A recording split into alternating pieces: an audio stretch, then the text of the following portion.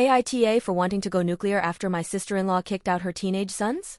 Hey everyone, my husband, 34, and I, 36, are in a tough situation with my sister-in-law, Barbara, 41, and we need an outside perspective on whether we're overreacting or if our stance is justified.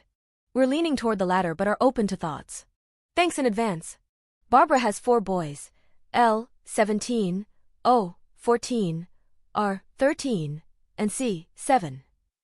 Despite her having a rough history with bad relationships, her kids have always been well-behaved. The only constant man in her life has been Reese, 48, her on and off husband who does nothing for her or the kids except work.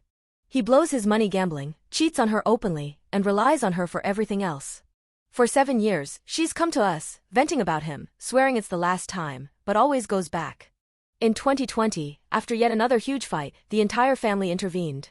We sat her down, told her we were here to help with anything she needed, lawyers, a safe place for her and the kids, even handling the legal stuff if necessary.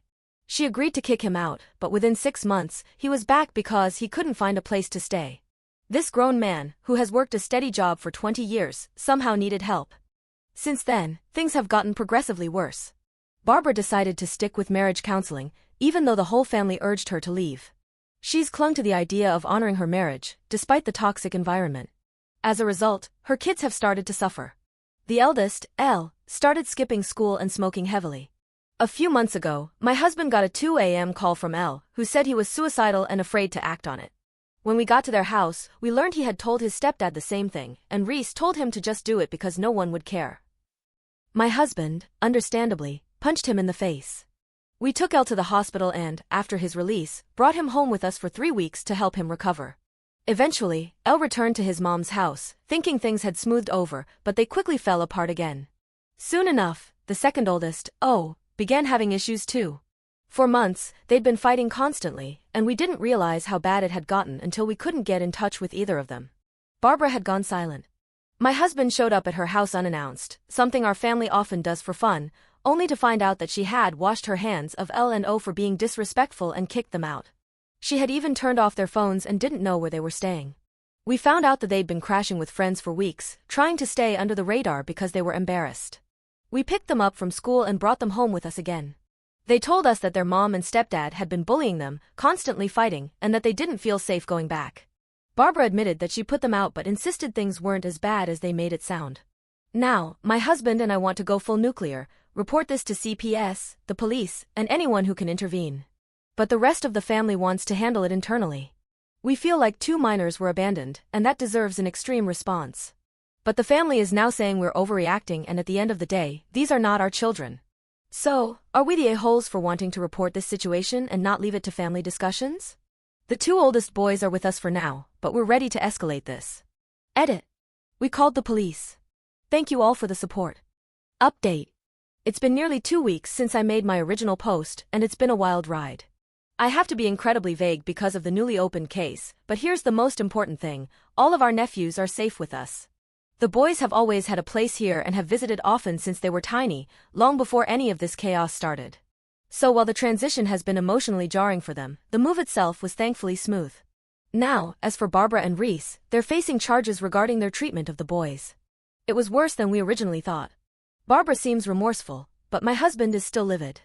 He believes she's only feeling sorry now that everything's out in the open and consequences are on the table. Whether her remorse is genuine or not, I'm just relieved we took action when we did, because it's terrifying to think how much worse things could have gotten if we hadn't. Family-wise, everything is a mess. The entire family is split over this, and it's not even worth the text to go over the thoughts of those who oppose us. Those who have sided with us, however, have been a tremendous help. Even though there are a lot of family issues and the logistics are complicated, fug it, we made the right decision. What I can share in more detail is that soon after I posted, Reese showed up at our house, demanding that the boys return home with him. They refused. I told him to leave, but he escalated things, got loud, aggressive, and started cursing at me and the boys. My husband wasn't home at the time, he was out picking up clothes and toiletries for L and O. I can only assume Reese felt emboldened by my husband's absence, because out of nowhere, he sucker punched me right in the mouth. And, Reddit, I'm not ashamed to admit, I saw red. I swung back. It wasn't smart, but I did. He wasn't expecting that. I'm nice and really easygoing, but I guess I forgot that. I jumped on him, and let's just say, He didn't expect a fight. I might not have landed the best hits, but he wasn't prepared for one at all. He scrambled out of there and sped off. I immediately called 911 while the boys called my husband, who thankfully was just around the corner. I'm fine, just ended up with a busted lip that looked worse than it was, though my husband insisted I go to urgent care. The police met us there, and that's when we reported everything, Reese's assault and the whole situation with the boys. Reese and Barbara were picked up the next day. And in the middle of all this shit? I found out I'm pregnant. Yup. While I was at urgent care, they ran a routine test and boom, positive. I had no idea.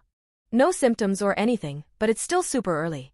All things aside, thank you for all of the comments, advice, and ideas. Your support made a difference and my nephews are safe.